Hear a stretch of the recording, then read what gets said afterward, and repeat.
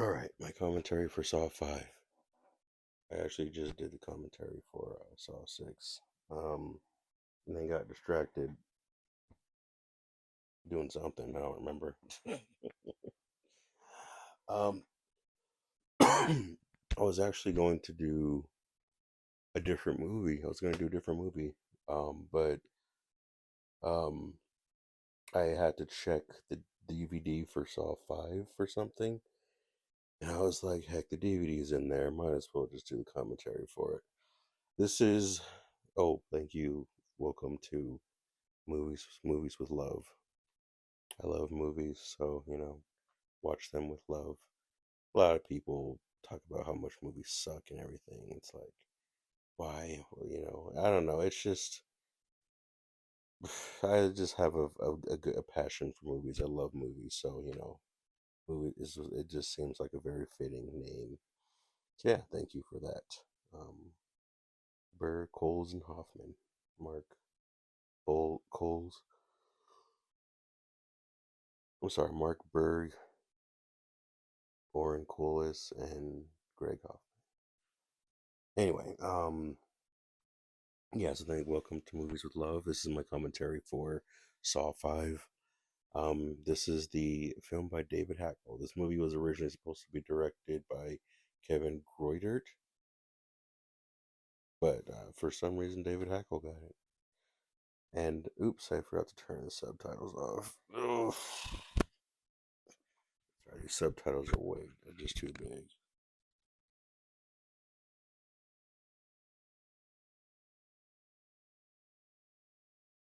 Cool, alright, awesome. If I messed that up, I would have to start the whole thing over. um, yes, this is the 20-year anniversary for Saw. The Saw franchise. So I am, yes, doing all the movies, and for I guess for a celebration for the 20-year anniversary, I'm doing these commentaries, rewatching all the movies and commenting over them.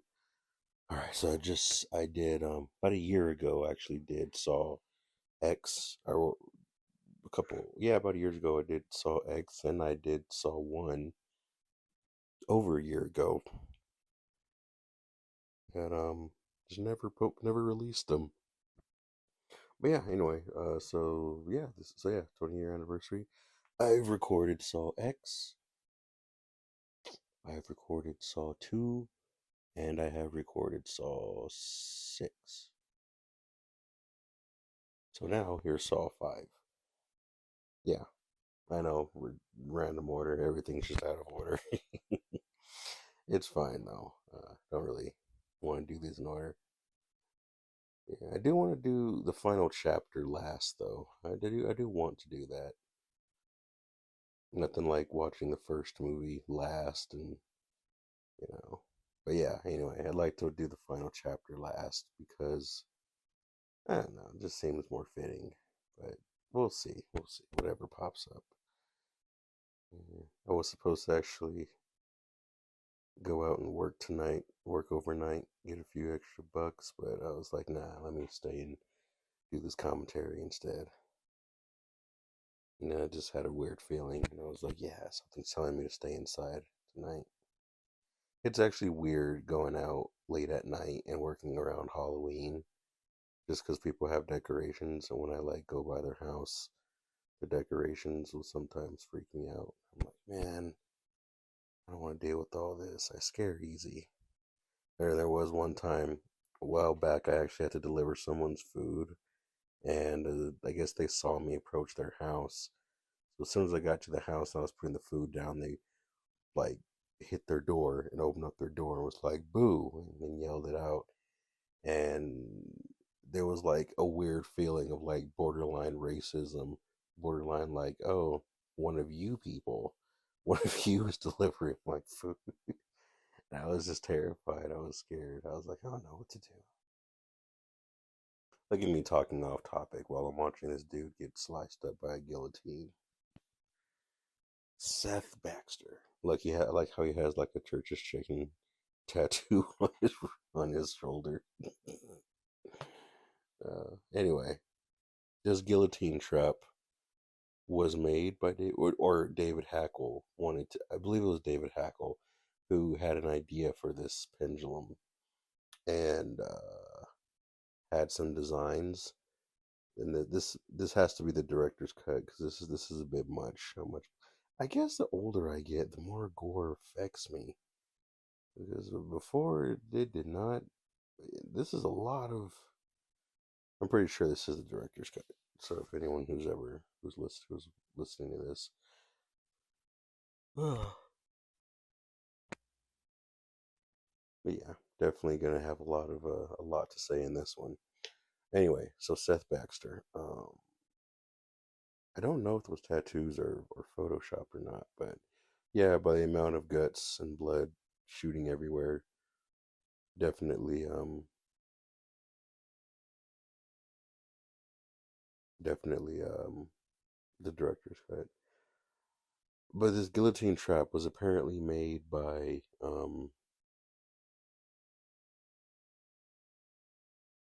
Savi.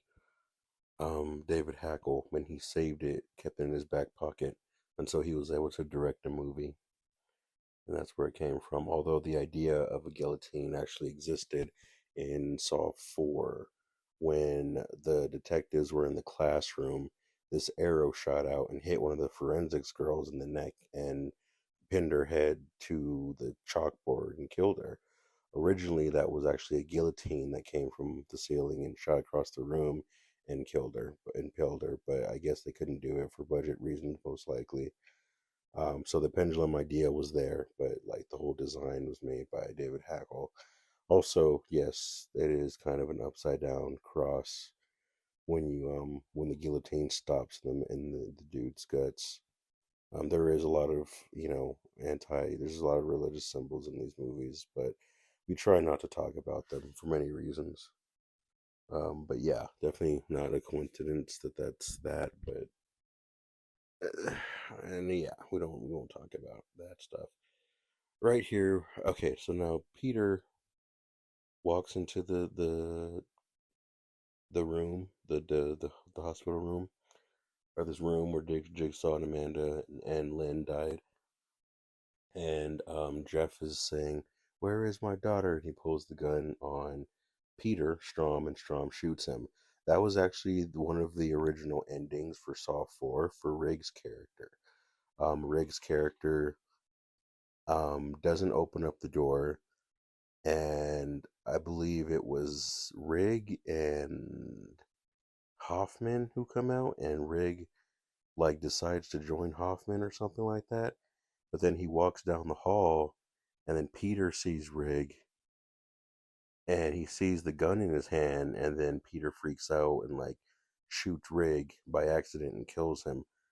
There was supposed to be more of an emotional ending, and um, Rig I guess, didn't go through the doors, so he never got shot, and didn't really see Eric Matthews get his head.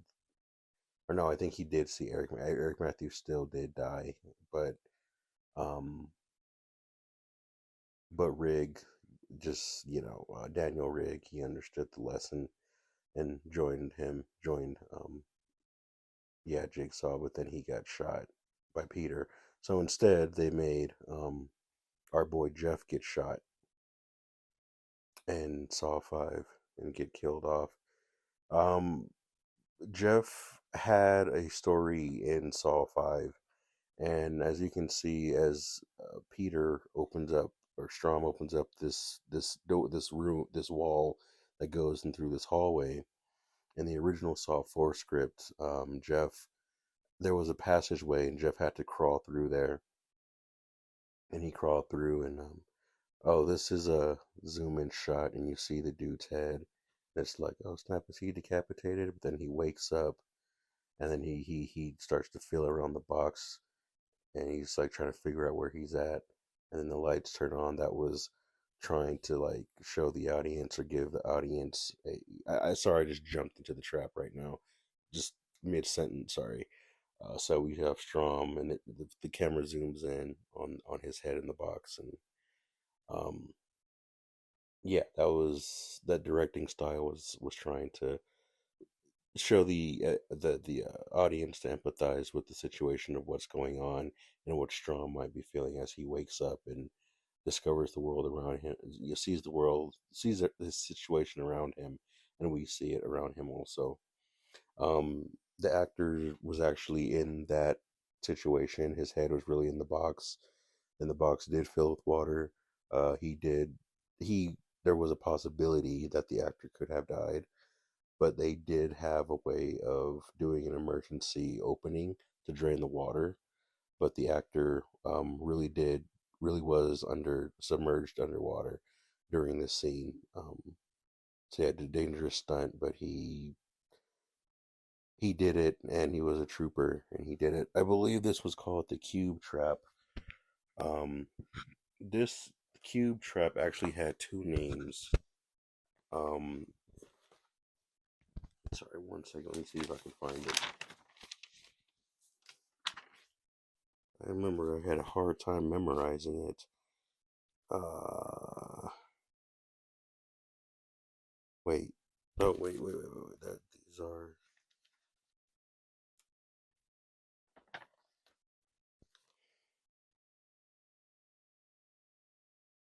Yeah, you know what? Yeah, the water cube. Yeah, it was called the Cube Trap, but it was also called the Water Cube.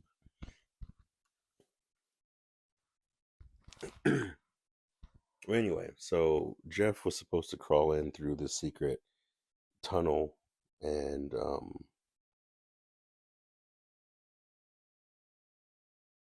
and crawl along these needles and these nails, and he hurt his daughter.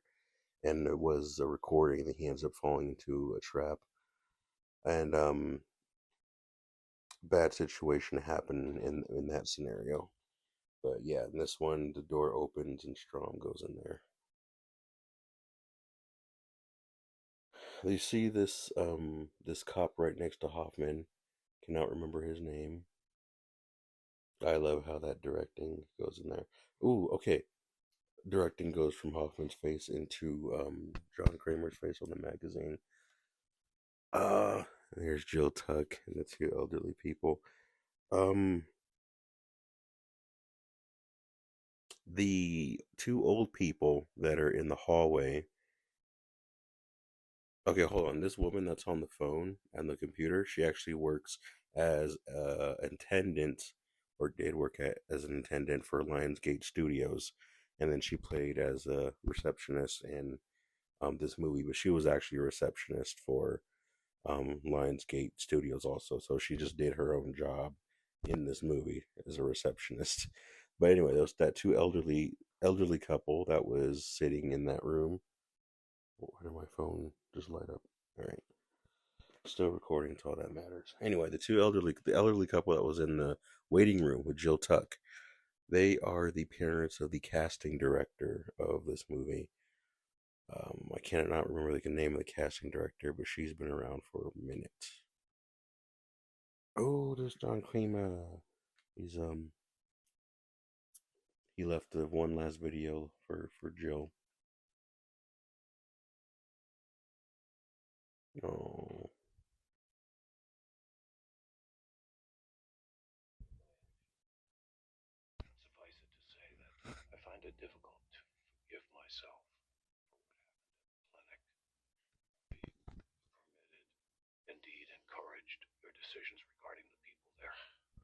oh.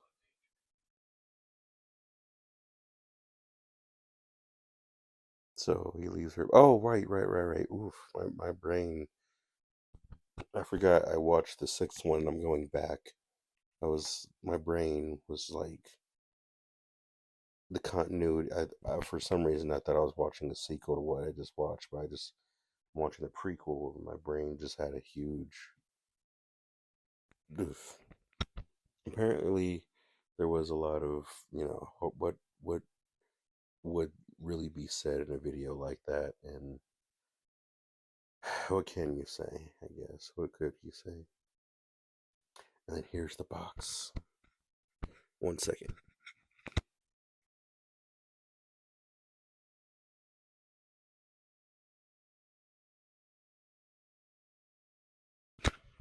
Okay, there's the box. And then Jill Tuck takes the key from around her neck that she's been wearing in the fourth movie, and then she puts it in the box and opens up the box. I believe one of it may have been the director, but one of the crew members' wives made a suggestion about what would be in that box, or she was like, "Wait a minute, is that in the box?" And I guess they ended up going with that, with what she said, what she hypothesized, and they're like, "Yeah, we could do that. That works." And it ends up being revealed at the end of Saw 6. The jaw trap. The first, okay, all these pictures of all the detectives we see. The first detective, the first cop, he was the cop that hit the tripwire and got shot in the head with a shotgun in the first Saw movie. And Detective Singh, David Singh, and the one next to him is Tap. And now we have Hoffman getting the reward. In the crowd, you see this blonde woman with glasses. Her name is Pamela Jenkins, and she was in the sixth Saw movie. She was the reporter that was kidnapped, and she was in the cage. Oh, there's Rig, there's Carrie, there's Detective Matthews, all the old Saw detectives who didn't make it through the first four movies. Um, who did I just say? Sorry. Oh yeah, so Pamela Jenkins was the woman in Saw 6 who was the reporter. She was supposed to have a bigger role in these movies, but it just didn't work out, I guess. So yeah, but she was in the sixth movie, and she was the girl who was the woman who was in the cage next to the mother and her son. And at the end of the movie, she was with William, the health insurance dude, and was like, "Hey, I know who you are." Yeah, he left that letter for Amanda in Saw 3, so someone ends up leaving a letter to him. I believe that was Miss Jill who did that, Miss Tuck. Wait, do I really have to say spoiler alert for this commentary? I mean,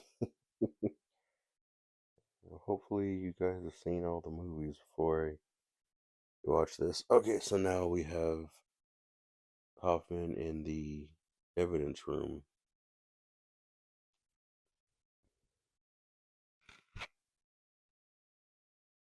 Ooh, I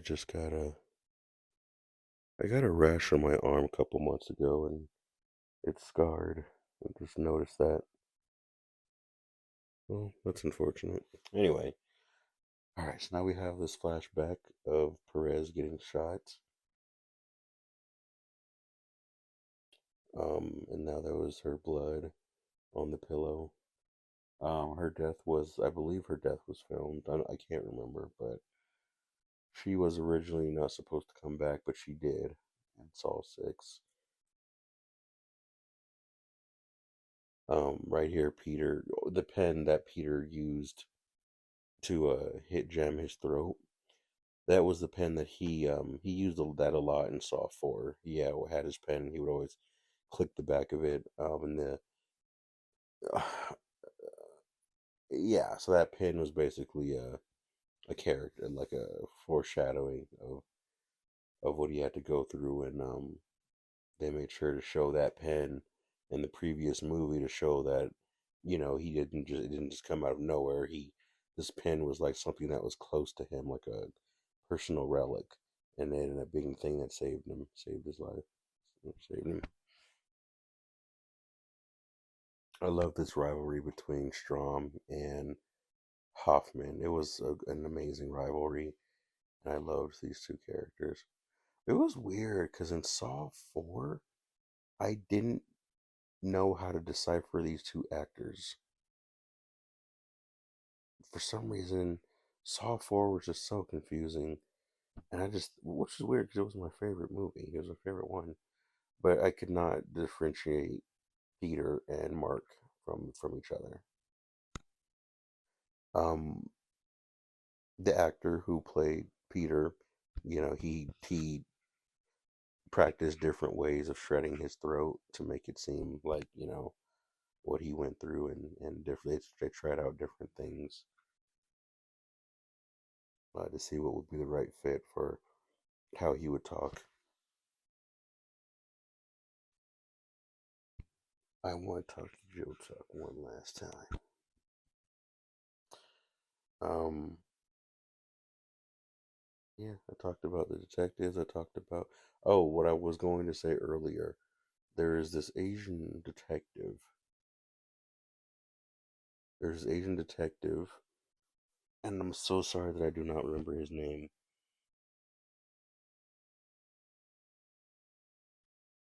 Um, but he was his face was thrown in this movie a couple of times because he had a significant he had a significant he had like a not a retcon, but he had a bigger role, much bigger role than what he was supposed to, and they just familiarized his face a lot.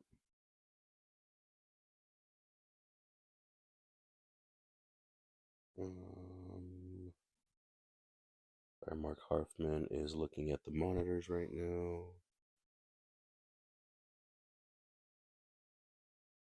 Um, Sorry, 1 second of silence.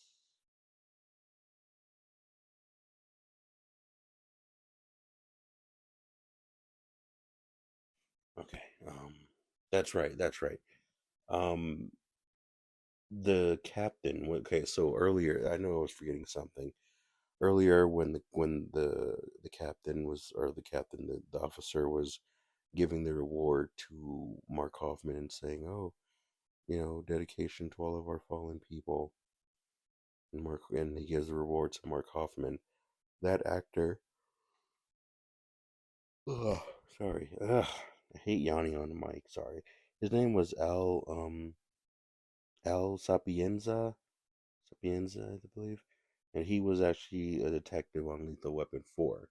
He was one of the detectives on Lethal Weapon 4, which Danny Glover was a cop in Weapon 4, and all four Lethal Weapons. Um, Chris Rock was also a rookie detective in Lethal Weapon, one of the Lethal Weapons, and eventually became a detective in Spiral. So I just skipped it, but in this scene where the five characters wake up, it shows this blonde girl looking up, and she sees this blade in the shape of a V that decapitates them. That shape was actually in the shape of a five, of a V representing five, and her turning around, looking back at that that blade that was going to decapitate them was supposed to be the poster. That shot was made for the poster. It did not make it in American posters, but the cube trap for Peter did. But in a different country, I don't remember which country, that did become the promotional picture, which was her turning around to see the V. So yeah, and then there's Julie Benz. You can always look at the intensity of an actor. Excuse me. You can always see the intensity of an actor. You can see their body language. You can see the look on their eyes. Oh, there's the V again. You can look at the look in their eyes. You can look at the stiffness versus the intensity of their bodies. That you can tell that they're doing something off the camera as well as on the camera. Like a lot of times, you can tell when an actor is actually directing a movie, or if an actor is directing an episode that they're in. You can tell by just their wardrobe, by the way that they're moving, by the way that they're saying that their dialogue, how loose they are, how much energy they're putting into it. You can just kind of tell.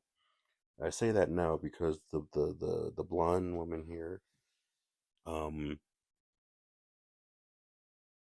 Ashley, yes, Ashley Kazan.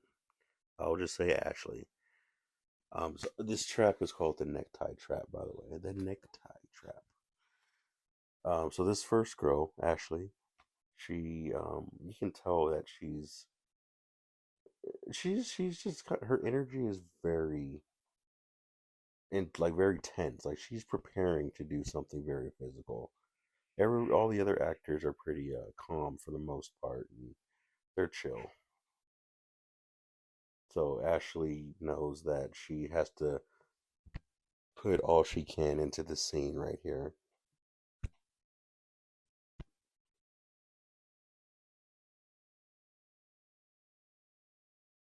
Um, s- I guess I'll explain it later. So I actually found something out about these characters.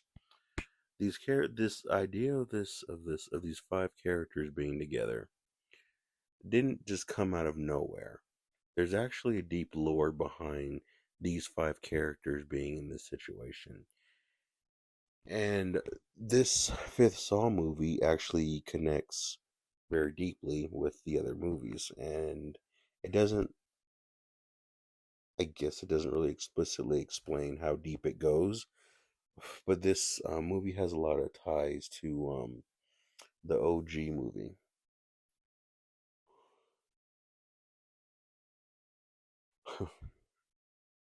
Hoping they all get pulled. And yeah, so when the tape says, you got your instincts are going to tell you to do one thing, I implore you to do the opposite. And yeah, these characters, the one dude, the big dude, he like gets there, boom, punches the glass and gets his key out, and it's kind of like, yeah, they're all fighting each other right now, and it's like they should all learn to work together. If they all worked together, then they could have all gotten their keys. But no, they're just like, no, panic. My throat's dry. Where is my tea?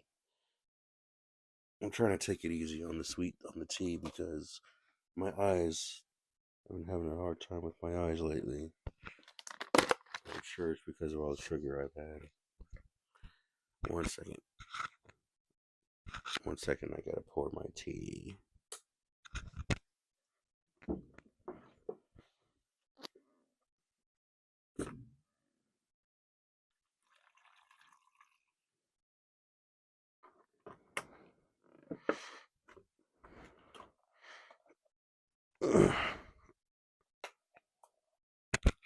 Okay. And boop, we just lost our first victim. We lost, lightheaded. We lost our lightheaded. I did that wasn't on purpose. Sorry, she just got her head cut off, and I was like, oh, I just got lightheaded. That was not an intended joke, not no pun intended. Just kind of happened. Anyway, so we have lost Ashley.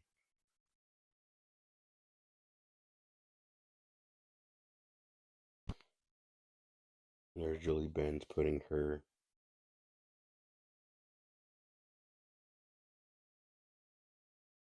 There's Julie Benz putting her high heels on. Now, of course, Julie Benz. Hold on. Actually, what year? She's in. Oh wait, here we go. This woman right here, this FBI agent woman. Her name is Agent Co. I want to say Agent Cohen, and Agent Cohen, and she was named after Etta Cohen, and I believe Etta Cohen was another member of the crew who worked in the back in the background of the show. She might have even been the casting director.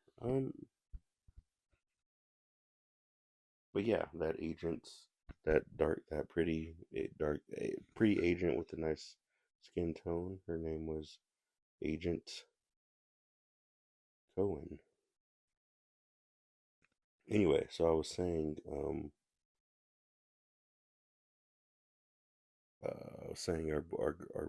our boy, Our girl Julie Benz. Oh wait, yeah, I was looking for the year that this movie came out. This movie came out 2008. Dang, wow, 2008. I was still in middle school when this came out. There's no way. Peter goes inside the evidence room, and there's a bunch of boxes here. There's a list of names. All those names are from previous victims of the past Saw movies. There was one name that was like Jeff something. If you stop and actually read all those names, there's like a weird name there. And I was like, wait a minute, what? And I looked it up, and that name was actually, there was two Jeffs. There was Jeff from Saw 3, but there was another Jeff from the first Saw movie. And he was the dude that was stuck to the chair, and the drills were going to pierce his head when Detective Tap and Detective Singh walk in there and free him, rescue him. His name was Jeff also. So that strange name that pops up on the box, that's who that is, Jeff. And again, another Easter egg for the deeper,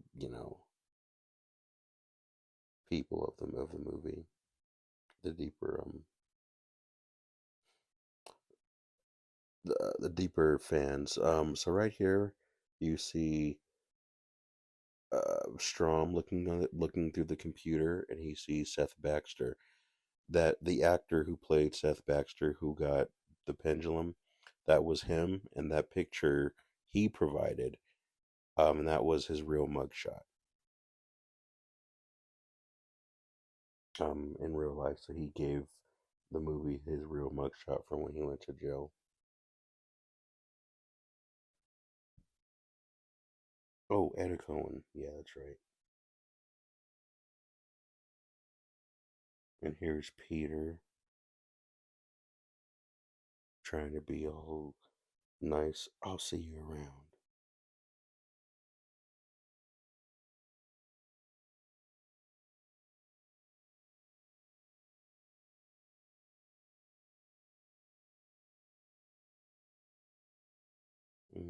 Yeah.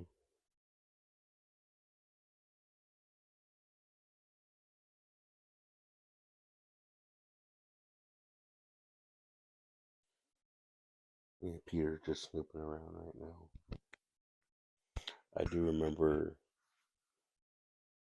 Oh, I like that cool directing, that shot, that transition shot. Um, there's always a homage, whatever, of when a new director comes into a Saw movie, they do something in honor of the previous director. That transition of the pendulum, um, transitioning the shots between Peter and then Seth, that camera shot was a homage to the previous director, Darren Bousman, who does a lot of cool transition shots through these movies. Darren Bousman directed 2, 3, and 4, so that was the contribution to him. This scene right here, you see, it's a flashback scene, and this detective, this Asian detective, and I feel so bad that I don't know it, that I forgot his name. But this flashback scene where it shows him and Hoffman, and right here it shows Hoffman standing over Seth's body, and it has the detective standing just behind him. This Asian detective was actually originally Danny Glover's character, Detective Tapp from the first movie. Detective Tapp, the black cop from the first movie who had the scar around his neck, was supposed to come back for Saw 5 and do all of these flashback scenes with Hoffman, but he was unable to do it because of scheduling and things like that. But the script was written for him to be there. So because he couldn't come and do any of his scenes, the Asian cop filled in for him through all the scenes instead, and all the flashback scenes. So this movie was supposed to tie heavily back into the first one, and that was one of them. Detective Tapp's presence was supposed to bring a sense of familiarity back to the first Saw movie. There was also about two other major plot points. Um, Time being unlinear in the Saw universe and time being played around with was also a theme that was introduced, especially in the fourth Saw movie by Darren Bousman. So possibly this idea of going back in time, but also moving forward with the new way of storytelling for the Saw universe. Taking in those two dynamics was something that David Hackle, the new director, had to tackle. So bars. So anyway, something he had to tackle. So him making this storyline that moves the story forward, but also reboots the storytelling, but also retells the story from the first movie, was him sort of playing around with this idea of beginnings and endings and how they correlate together and how they're really one and the same, and how the future is really heavily affected by the past and the present is just the process of connecting the two. um, so the idea of playing around with time was something that Darren Bousman did, the previous director from the last three movies. So that idea of playing with time is another possible homage to the past director, which is playing around with time. I really hope my recorder got all of that because I'm not repeating it. Cool, got it. I have to check my recorder because I've recorded too many times and it didn't register.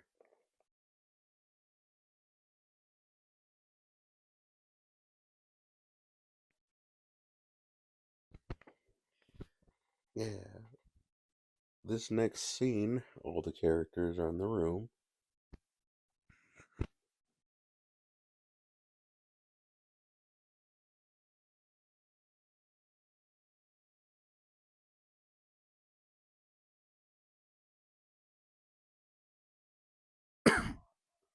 Uh oh, there's 3 points of safety. There's four of them in there.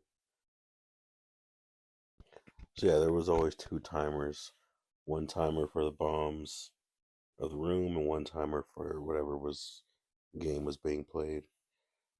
Um, so originally when they did this scene, ooh, oh yeah, I remember this scene. So when you had the big dude with the glasses, Charles, when he hits, um, what's his name, Malik? You guys don't really care. When the dude with the glasses hits the other dude with the stick, he was supposed to hit his back padding, and his padding was on wrong. So when he whacked him down with the stick, he actually hit the dude, hit in his side. He hit the actor in the side. But that was a bit of an accident. But he did hit him pretty hard, and he got hurt. But he's all right. You can't do a Saw movie without getting hurt for sure. Yeah, they all could have worked together, and they could have got in there. And then, yeah, Megan Good smacks him in the back of his head to put him in his place. But originally in this scene, those glass jars were supposed to have the shapes that have the keys to let them open up the tunnels. But there were strobing, flashing lights. So they had to break all the lights, all the jars, glass jars, but there was flashing lights. So the characters had to like struggle to try and find the keys, but they also had these bright, flashy lights. So it was harder for them to find it, but it just didn't seem necessary. So they were like, let's get rid of it. Let's not do that. Don't want to give people seizures either. You don't want to trigger that. Here's another flashback scene. In this flashback scene, this was supposed to be Detective Tapp and Hoffman talking right now in the hallway. It's a quick scene. Here's Peter. You were supposed to be the hero. I know who you are. It's interesting. I know who you are. It's interesting that Peter says that at the end of this movie. Okay, so this is going to be a lot to say right here in this small section of the movie. Now we have Hoffman. He's paranoid, walking into the hallway or the entrance of his apartment building. He opens up the mail. Maybe there's something, and there's a little flyer in there. He just tosses it. This woman is going to turn the corner right here. This woman who turns the corner and accidentally runs into it. She puts a cigarette in her mouth. She was listening to a song by Charlie Clouser when he was with the band Nine Inch Nails. I believe the song is called Happiness is Slavery. Um, that was actually a scene that I have to go back. So, also, right here in the hallway, you see this stick and this weird thing in the background. That was accidentally left by the dog trainer. In this next scene, you see this woman holding this dog back. There was a dog trainer, and that stick and that thing that's right there by the door is the dog's pooper scooper. And the dog trainer accidentally left it there. And when they did the shot, they just was like, "Oh man, who didn't get that out of the hallway?" And they just left that there. Right here, as the elevator opens up, you see this woman saying, "Do you mind?" This other dude was an extra, and the other two dudes are actually the writers of this movie. Yes, two writers who wrote this movie, and then we have John Kramer in here. Um, if you when Mark Hoffman gets into the elevator with John Kramer, if you listen carefully to the dings match up to the number five, representing this movie being the fifth movie. Also, yeah, this was a beautiful scene that's coming up between Jigsaw and Mark Hoffman. Back to the woman. So that woman who actually came out of the elevator. Oh, so the second woman, the old woman who came out of the elevator and said, "Do you mind?" She was actually in Saw 7. She was a part of the Jigsaw survivor group, and she was missing an eye. Um, this was the same actor and the same character. When she came out the elevator and looked at Hoffman and said, "Do you mind?" Um, she was in Saw 7. She was missing an eye as a representation of Jigsaw, saying, "Maybe you need to watch where you're going. You got eyes, use them." So that was a little Easter egg that was meant for the hardcore fans. That actress was from the elevator was in Saw 7 in the recovery group with the other victims. You see Jigsaw sipping tea. The reference to the whole Chinese mythology and the peace and the thing with his son and him really having a strong attachment to his son, and it being represented in a lot of the Chinese artifacts that are used throughout these movies. In the third movie, when Jigsaw went to visit the grave of his son, he did have a little Buddha toy statue that he put on his son's grave, but that scene was deleted. Um, and yeah, right here, as you see Jigsaw moving the mirror in front of Mark Hoffman during this conversation, you see the Billy puppet, the prototype of the Billy puppet is seen in the background. It really does show a sense of timeline of when this was happening and how early it was that the two of them have met each other. So it does give a sense of time of the timeline of when the two of them met and how much range you actually have to play around with the partnership of these characters. So, of course, as you know, in Saw X, um, John did talk to did get on the phone and talk to Hoffman. So you do know that their partnership was around that time between one and two. Um, yeah. Also, the shotgun that is actually around Hoffman's neck right now. That was actually the same shotgun that was used in Saw 3.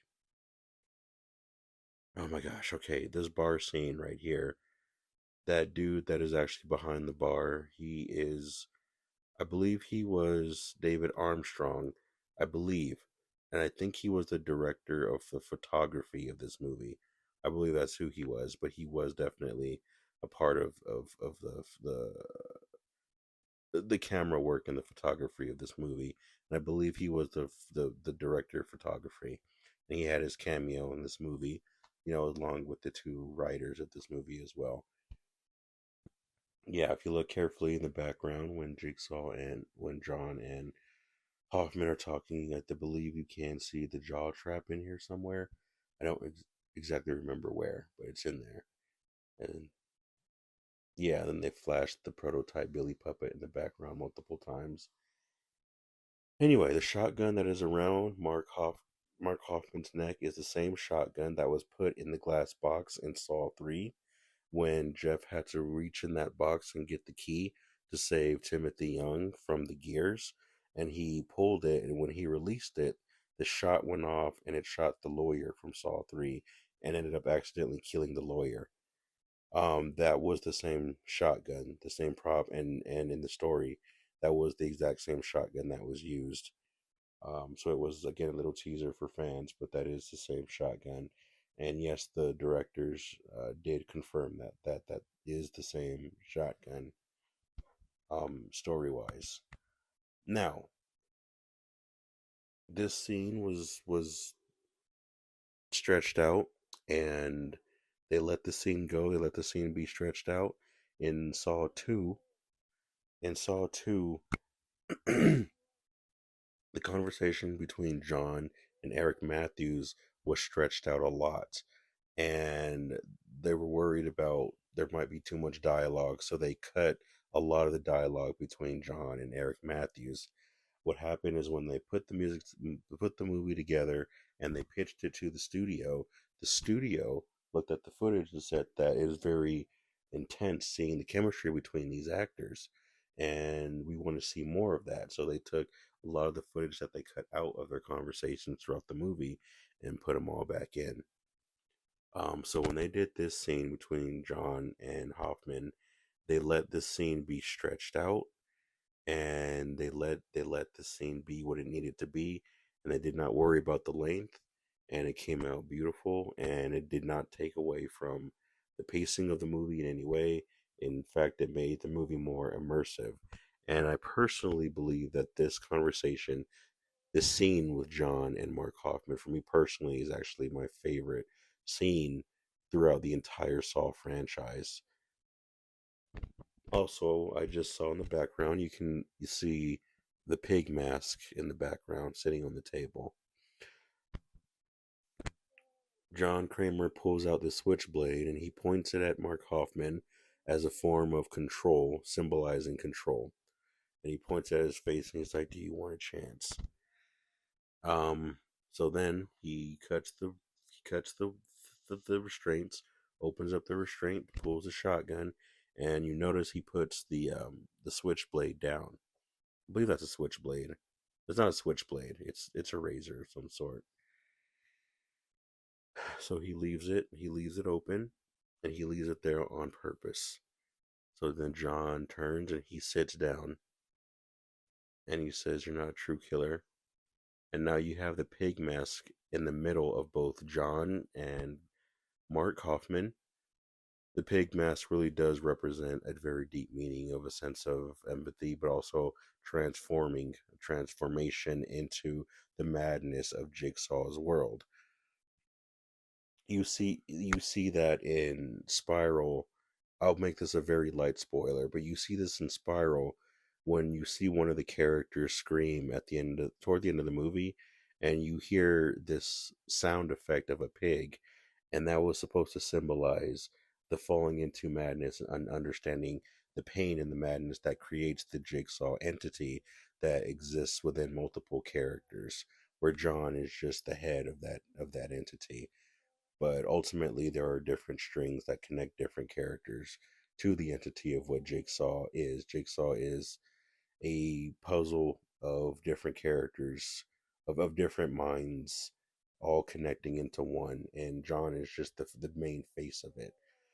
But anyway, so that pig represents the transitioning into the madness of what the Jigsaw entity is. So John sits down and he opens up the shotgun. He's like, "But you're not a true killer." Um, John purposefully leaves the razor blade so that way Hoffman will pick it up and face his own demon within that situation and make the choice whether or not to cut um, Jigsaw or John or to kill him or not.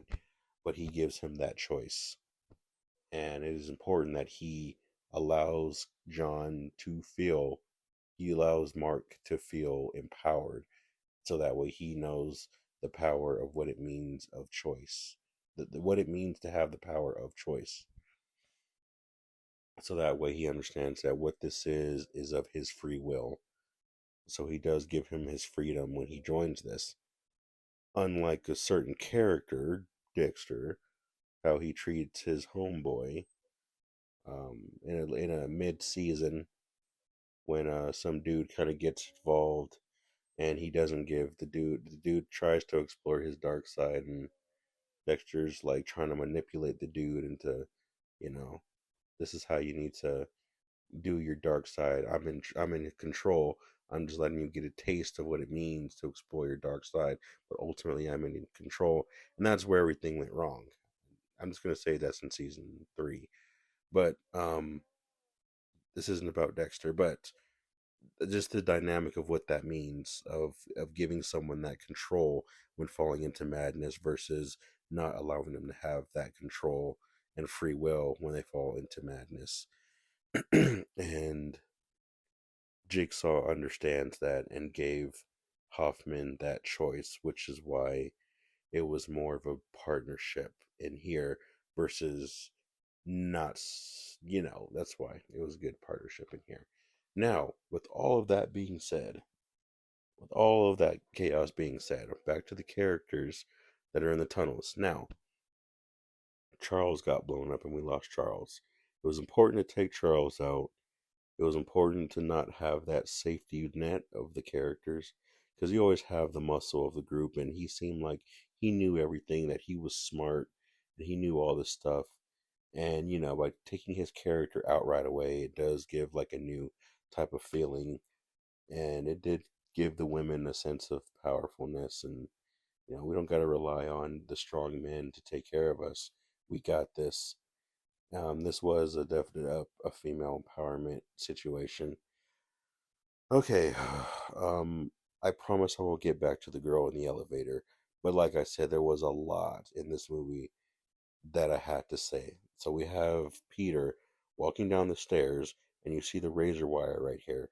This was the razor wire where Paul whatever. This is the razor wire where Paul died in the first movie. He died in the flashback, but this set was remeasured from the original. The dimensions were remeasured, and this set was rebuilt from scratch just for the sake of filming this scene right here. So this wasn't the original scene from the first movie, but it was original set from the first movie, but it was rebuilt or remade. Right here, you see Paul that he is drunk and he is angry. He drinks and he breaks the bottle, and then he balls up his fists, and then he tries to cut his wrist with the bottle, and he gets the flat tire. Right before this happens, there was actually a hooker that was in his car, a prostitute, and her name was Jasmine. Her scenes were cut from the movie, but originally he was trying to, I guess, have sex with hookers to relieve his frustration, but it didn't work out. So him and her got into an argument, and he got a bit aggressive, and he just kicked her out of the car, and so she got upset and left. But again, her name was Jasmine, and she got kicked out of the car and she left. And then he got angry and started, hitting his steering wheel and drinking more. So his anger in this scene was actually there was a pre situation that happened before he got angry, and that was argument that he had with this prostitute. But the scene was cut, and I believe I don't know why. I don't know why, and I don't want to make speculations, but this scene did handle the stereotypes of minorities and black people in a certain way, and I believe it was but I don't know. They could have I don't know, but I just that's all I'm gonna say about that scene. Right here, okay. Now the fight just ended, but it was with Mark and John kidnapping their first victim, Paul, together from the first Saw movie. The dude that had to crawl through the razor wires and had like 2 hours to do it, and he didn't do it right, or he didn't get it out in time and cut himself. Um, Apparently, if they actually fought him, he was a big dude, and I believe he was a sports player. I think he was a hockey player, and if he got to a fight, he probably would have taken both of them, both Hoffman, Mark Hoffman, and John together. Probably could have taken both of them down because of how big of a dude he is and how strong he actually is. So here's Peter. So now he opens up this false door right here. All of this was actually filmed at one time. They messed up the scene a couple of times. No, there was something about, yeah, that red barrel that you see. There's a scene where Peter Strom has to disappear from this room, and he ends up tripping over that thing, and they had to. There were so many problems because of how small this space was, but in one of the scenes, I believe he tripped over it, and yeah. So right here, he puts the bag down and he turns around, and the camera moves over, and you see John, and then you see Mark Hoffman approach him. The director and Peter were actually there, and they had to quickly grab the bag and get out of the way. And then they had to film this right here all in one motion. So, and when they did that transition, they just changed the filter on the camera. But yeah, you did actually have these people in this room. Um, and then, yeah, there's Hoffman staring at Paul as he does his test. So, right here, Mark Hoffman is saying there's a detective named Detective Tapp, and that was Johnny Glover's character, the black cop from the first one. And Mark Hoffman was saying he's getting too close. And John said we have to throw him off. And by throwing him off, I have someone who we can frame. And he pulls out this pen. And the light pen is the light pen of Dr. Lawrence Gordon. In the first Saw movie, Lawrence Gordon's light pen, was seen in one of the crime scenes, but it was never explained why. They just explained that Lawrence Gordon was a suspect because his light pen was found at a crime scene, and that's why he was pulled into the interrogation room, and that's why he listened to Amanda's story, and that's why Amanda told her story about the jaw trap. But it was never explained how his pen got there. This movie right here explains it. That Detective Tapp, who was supposed to be in this movie, was getting too close and told Hoffman. So Hoffman told John, and John got the pen from Gordon and purposely planted it there to throw Gordon off so that they wouldn't get close. All right, so now this scene right here, John and Hoffman are setting up the house for Saw 2, and John is setting up the revolver. And like I've said, this revolver prop was actually one of the producers has it. I believe that's the same prop, but I'm not entirely sure.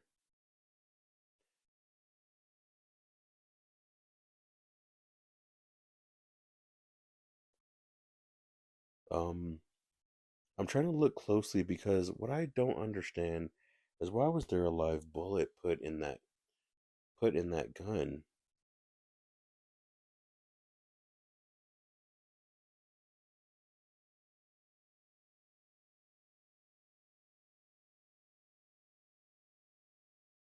If you're good at anticipating the human mind.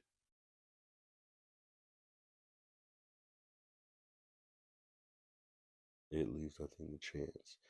Yeah, the actor did that on his own. He did that. He did that. Um, he did that pause. So Hoffman actually loaded up the revolver. That's probably why that shot ended up killing Gus in Saw 2 because it was actually Hoffman who loaded it. And it's possible that he loaded it wrong. Same as how Amanda put the key in the wrong spot for Adam in the first movie. So when you see the bodies down there on the ground, I believe the actor who played Gus, and I know he came back to play as his body double. But I don't remember if anyone else, any of the other original actors were there, but I believe two of them were.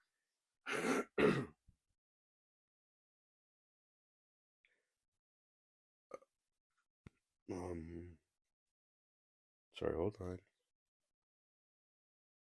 So, okay, so now the dude was saying that he set fire to a building and killed 8 people. I guess it's time. I guess I can explain it now. I promise I will get back to the girl with the headphones in the elevator. I promise I will get there. There's just a lot. Um, these 5 characters that are actually stuck in this room were actually foreshadowed in the first Saw movie. In the very first Saw movie, Detective Tapp was looking at some footage and he was obsessed. And Detective Singh was like, "Hey, you got to get yourself, we're going out to party. Get yourself a girlfriend. You're too obsessed, blah, blah, blah." And then Tap was laughing. And then he was like, "Wait a minute, Singh, come here. Look at this." And he said, "Do you remember that graffiti?" And I believe it was in that scene when he was looking at the footage. And he said, "That's the graffiti." But then if you listen closely, you can hear a fire alarm.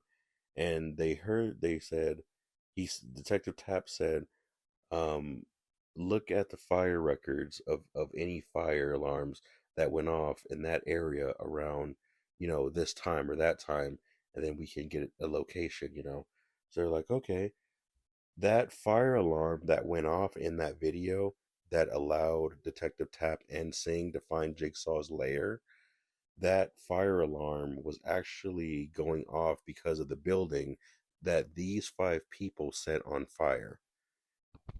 So that was the connection to the first movie between these 5 characters. If you paid very close attention, that is that is how they fit into the overall lore of the first movie and the deeper lore of the Saw universe.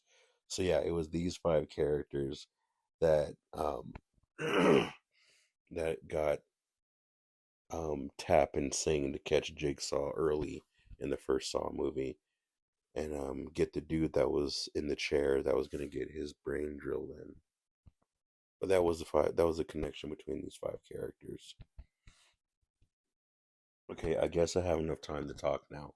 So that girl that was exiting the elevator like 20 minutes ago, she was leaving the elevator, listening to her headphones. She almost runs into Detective Hoffman, and then she puts a cigarette in her mouth and she continues to keep on going. The composer of this movie is Charlie Clouser, and Charlie Clouser, who made the music for all the Saw movies, also was in the band Nine Inch Nails. Um, I believe that was one of the songs he was a part of at the time. When this movie was first being pitched to the studios said, "No, we don't want to touch it."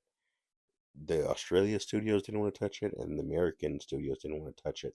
So Lee Winnell and James Wan made a short film called Saw 0.5 to give a visual pitch as to what the Saw movie would be about. And I'm sorry, Lee Winnell played the character David, and he was being interrogated by the police, and he's saying, "Oh, Jigsaw trapped me in this cage, in this situation." And Lee Winnell actually had the jaw trap, and he had to cut the dude's stomach open and get the key to take the jaw trap off of him. Detective was like, "You know that dude was alive, right?" He was like, "Oh, I'm so sorry. I knew he was." Well, in that scene, Lee Winnell gets kidnapped and put into that head trap after the elevator is out of order. And as he walks down the elevator, he almost runs into this woman, and this woman is like, "Those cigarettes are gonna kill you." And I believe Lee Winnell says something like, "Oh, I'm getting rid of the cigarettes. They're going with me, and I'm getting out of here. So we're leaving." Um, he has his headphones on, and he's listening to that Charlie Clouser song from Nine Inch Nails, which was "Happiness is Slavery." So that scene where that random girl walks out and almost hits Hoffman and puts the cigarette in her mouth and walks past him goes a lot deeper than what most Saw fans would actually know. So that was again a reference to the deep hardcore die-hard fans. They would connect that scene that she's walking out of the elevator is actually was the pitch scene from Saw 0.5. Finally, I was able to get that off my. I can find. I got get. Finally, I was able to get that off my chest. Um, Erickson and Joe Tucker talking right now, but I missed a scene before when um Malik and what is Rita's character's name? Britt. When Malik and Britt hit Lupa, which was Megan Good's character, Lupa or Lupe, whatever.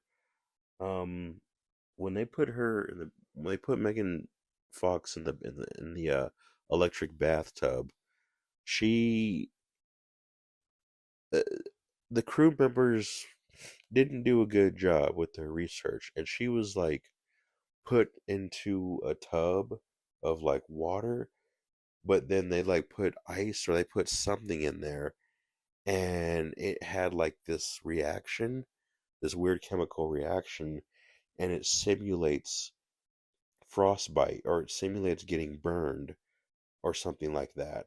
And her skin, she felt like she was like burning or she felt like she was freezing, one of the two, getting frostbite. But it doesn't actually physically happen. It just creates the simulation for the nerves. So she was in the bathtub and they put the ice and it caused this chemical reaction and she freaked out and started screaming and ran out of the bathtub and she was slightly hurt, but she was okay overall, and did it again to fix it. Ugh, man, I've been talking a lot. I believe this is the most talking I have done. So now we have John Kramer sitting on the bed talking with our boy, Mark Hoffman, and this was right before Amanda rolled Lynn in from bars. This is right before Amanda rolled Lynn in Saw 3. Yeah, obviously the right half of this is decorated and the left half of this is empty, obviously, because you can see um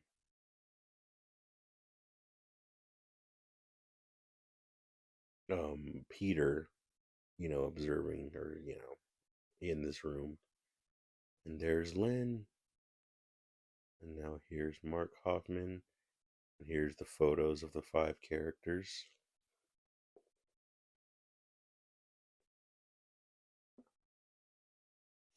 I gotta get up in like 6 hours for work, but it be like that. This is more important. This is this makes me happy. This makes me feel like life makes sense when I do these recordings. So I'm happy to stay up all night to do this and suffer early in the morning. You were supposed to be the hero. I don't remember who that little girl was, but no, no, no, no, no, no. Right there when Peter got angry and flipped the gurney over, that was apparently unscripted. The actor did that on his own because he's very physical and he loved doing physical things in his acting. So he flipped that whole bed himself. I want to remember, I don't remember who it was, but I remember there was a little girl. I don't know if it was a little girl from Saw 3 or from Saw 1. I don't remember which one it was, but there was a little girl, and she was the daughter of the director. And I cannot remember which movie it was. I really don't remember which one it was. There's our girl, Detective Cohen.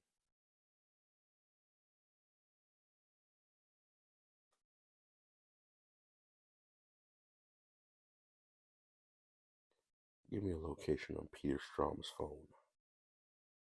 I don't know where he is, sir. You're gonna have to look somewhere else.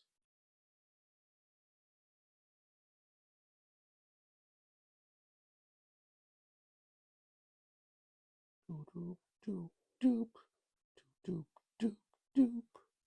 And here's Hoffman.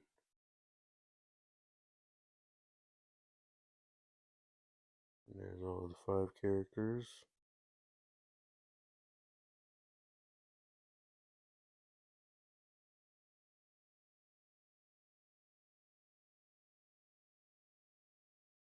Doop, doop, doop, doop.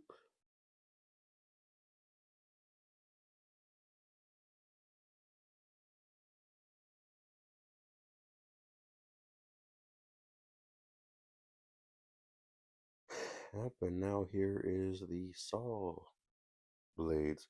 Apparently, apparently these saw blades actually, this trap actually functions. They did mention that a lot of the traps in this movie,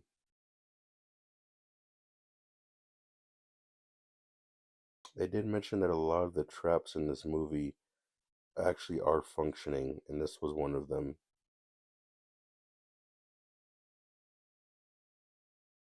That this was one of them, and the saw blades actually do work.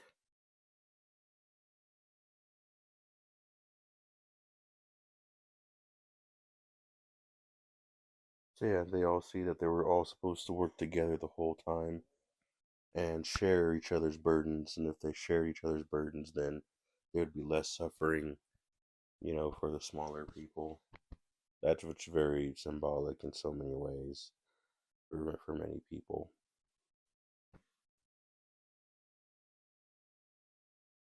So she has all the keys, and now Julie Benz is like, "Oh, we were supposed to work together." So yeah, um, me mentioning um the third season of Dexter. I mentioned this movie came out in 2008. In 2008, that's actually when the third season of Dexter actually aired. Julie Benz in this movie was Brit, but Julie Benz was also in Dexter.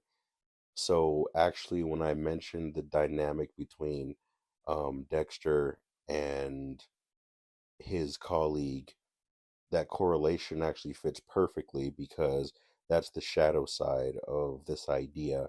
The light side is what Jigsaw and Hoffman went through together in their partnership, and Julie Benz just happens to be in the middle of both of these stories being told. So, which you could say is a weird universal thing.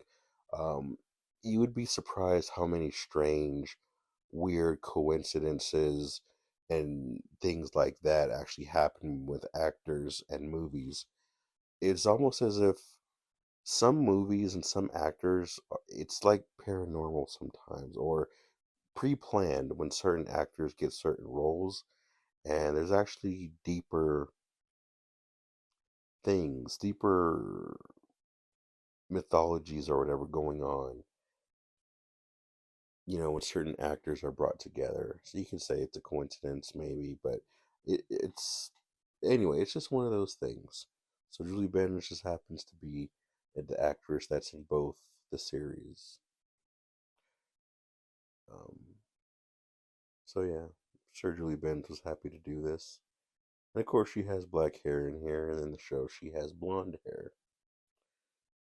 So it was nice having Julie Benz, in this TV show about this serial killer, and now she's in the Saw movie, so it's like, oh, she's really getting in there. And I believe she was in Rambo. I don't know, she was in Rambo around this time, Rambo 4 or the movie Rambo. The first movies were called First Blood and First Blood 2. I think there was a First Blood 3, and then there was Rambo.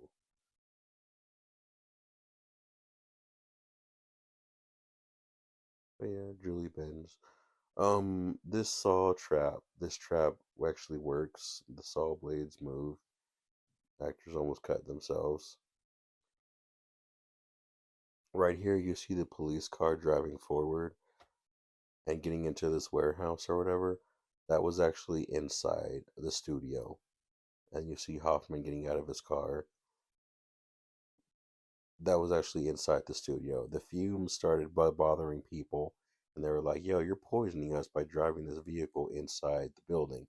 So when you see Strom pull up, it only shows his face because his vehicle wasn't on because of the gas fumes that were released from the first vehicle in the studio. So the second vehicle, which Peter was in just now, is actually being pushed by the cast members, similar to the vehicles in the first two Saw movies.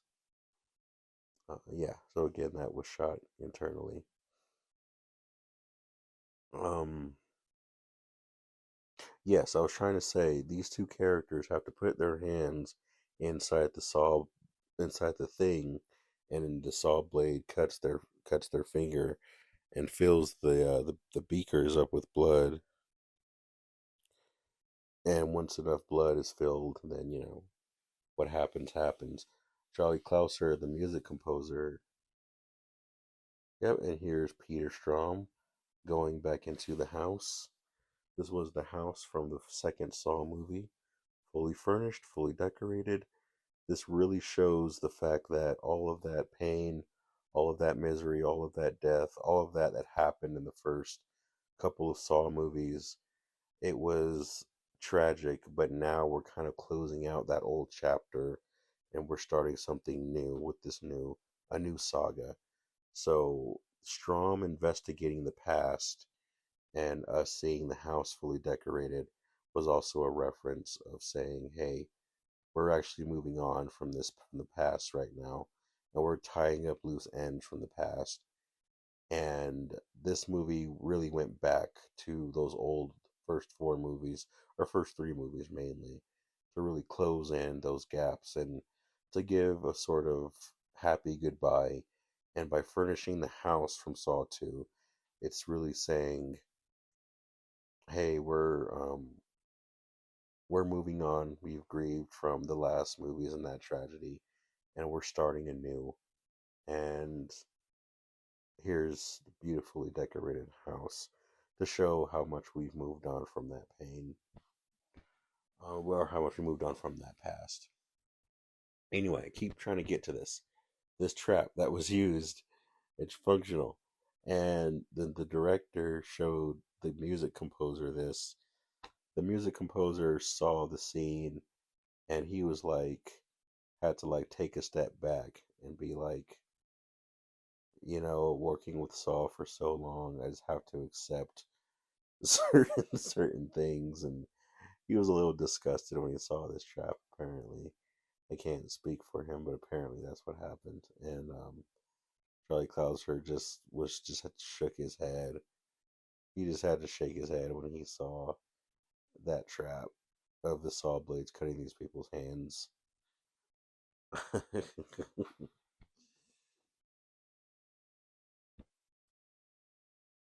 All right, and now we have Strom and Erickson going down in the basement, and you see the line of blood where Dr. Gordon cut his foot off and walked, and his blood marks dragged down that path. It's still stained. Like, oh snap, are we going into the bathroom? Where are we going? I did talk about the movies having a reference to the chakras, and I'll say a quick thing about Saw 5. The fifth chakra is about the ether. And, not anyway, the ether is really about it is a form of creation, of creating a legacy, of actually manifesting something physically that echoes on into eternity.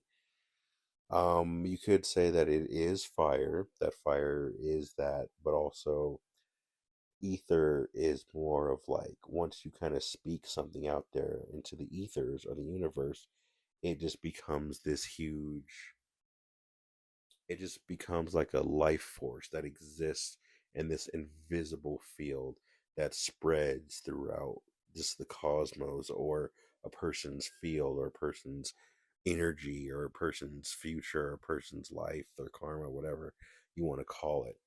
The idea of Saw 5 existing in the ether, as in these seeds were planted, these seeds were spoken, and the fifth Saw movie really does pull together um, the gravity of all that is manifested from just something that was so small, and just this movie reflects the echoes of all that has happened from these dark seeds that were planted, and that is kind of how the ethers work, in a sense. So you see Peter really really listening to the ethers of history, the ethers of history of what happened with John and Hoffman, and how the past was created and manifested through a sense of clairvoyance. But blue, the color blue. Anyway, so yeah, that is how Saw 5 correlates to the fifth chakra and the element, then the theme of the fifth chakra. And here's the glass box representing, claustrophobia. Yeah, we don't see the bathroom, but we do see the smashed in room. Apparently, this smashed in room was, you know what? Apparently, so hold on, something's not right here. I'm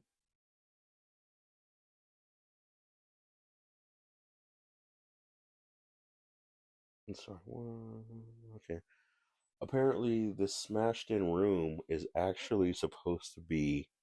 This is one of those paranormal things that I was talking about.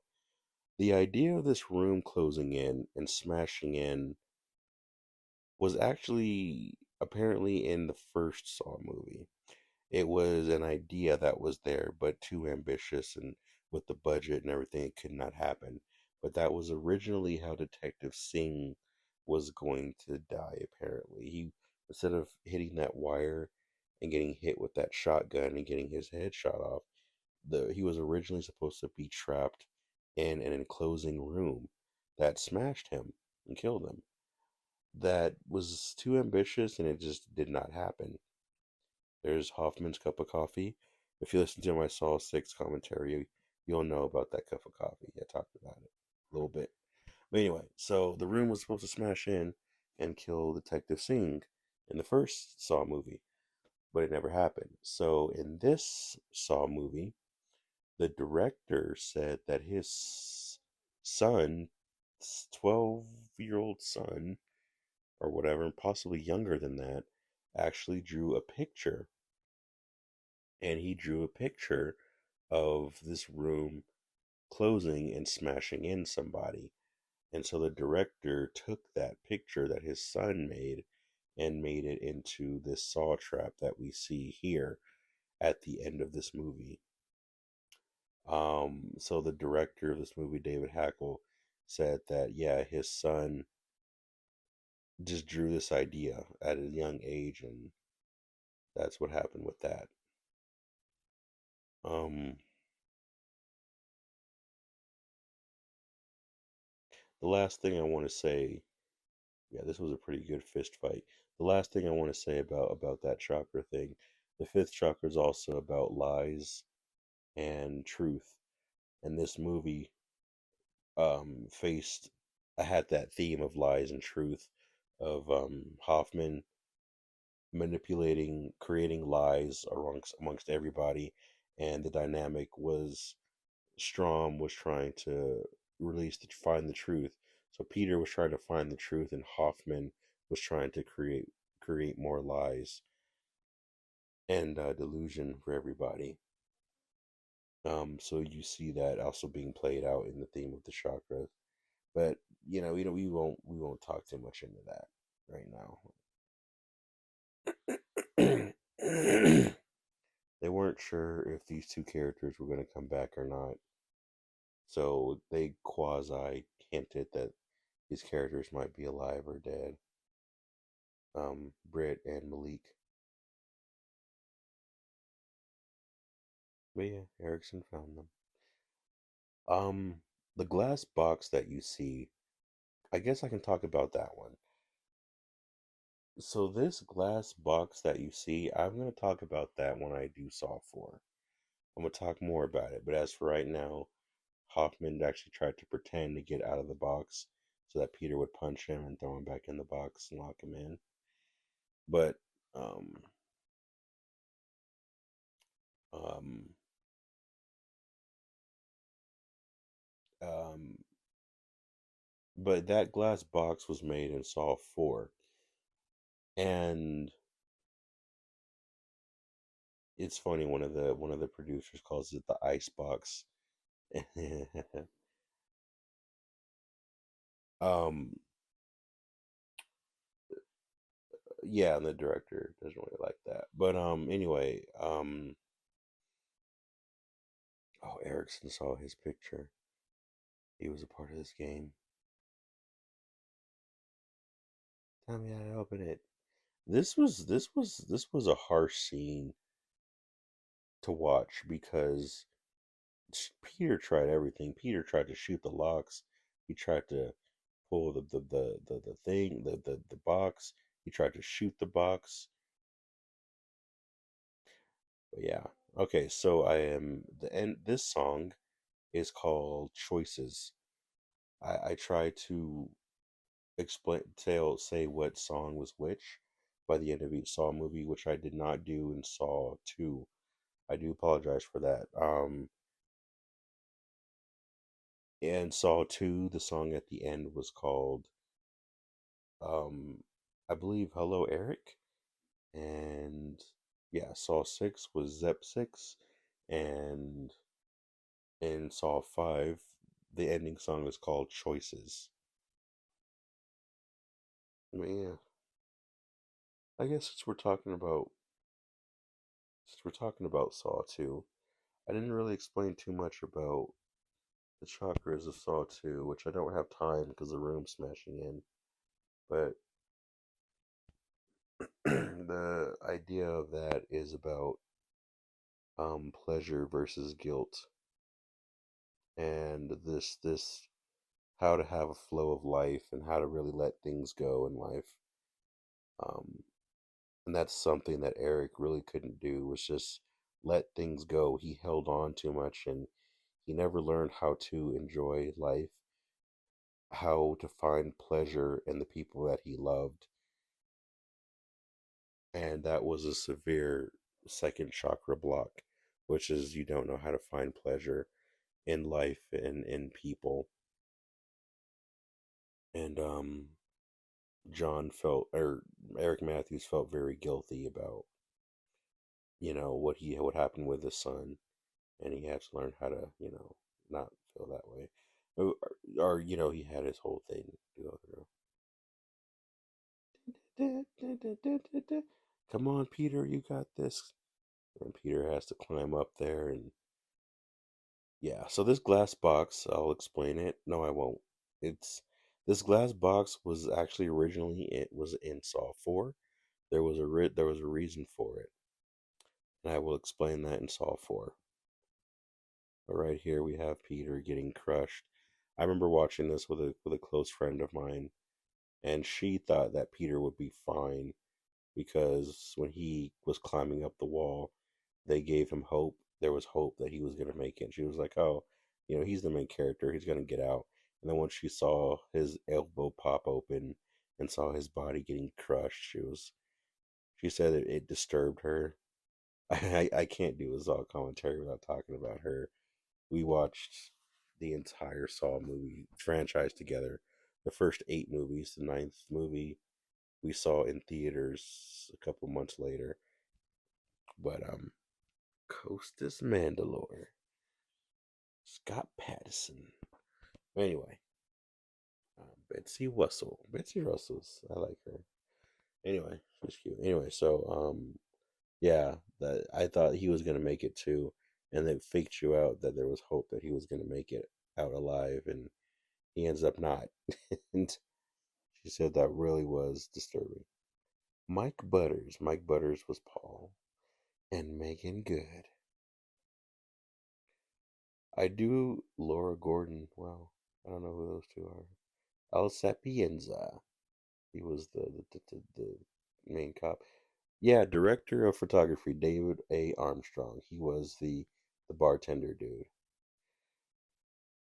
Editor by Kevin Greutert. Yeah, Kevin Greutert is the editor for this, and he directs the next 2 Saw movies. Music by Charlie Clausen. Thank you for listening to my commentary on Saw 5. And yes, this is the 20-year anniversary edition of this. Wow, I don't think I've ever seen that. It shows the actor's name, then it shows cast, then it shows the actor, or the character, then cast, then the actor.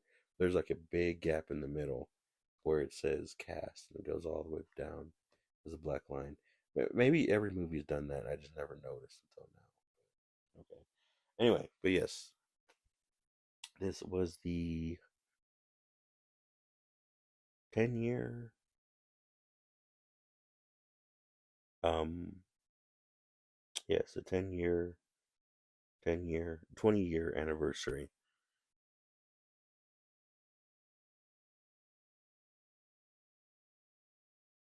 Mm, okay, I remember now. I remember now. That's right.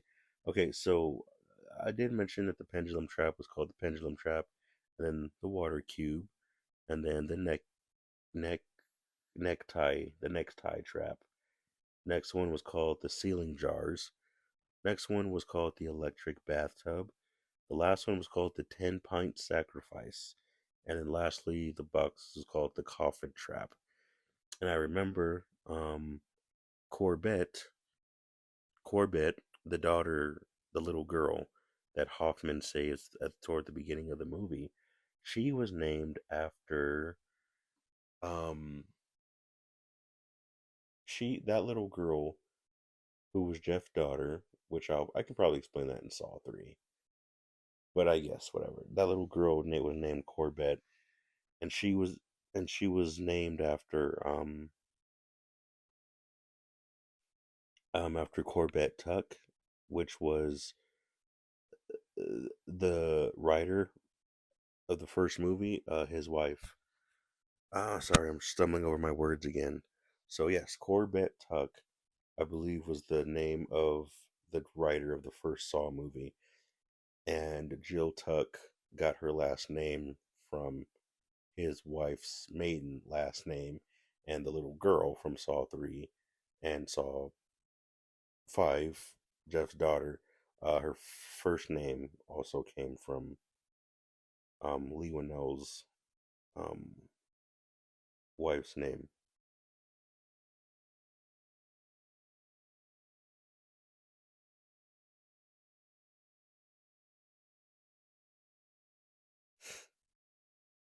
I just have to make sure I get that right. Yeah, so thank you so much for yes, his wife last name is Corbett Tuck, and the little girl's first name, Jeff's daughter's first name was Corbett, and Tuck was John Kramer's wife's maiden name, Jill Tuck. That's right. I can't believe I almost forgot about that. Thank you for listening to my commentary. Happy 20-year anniversary. Have a great day.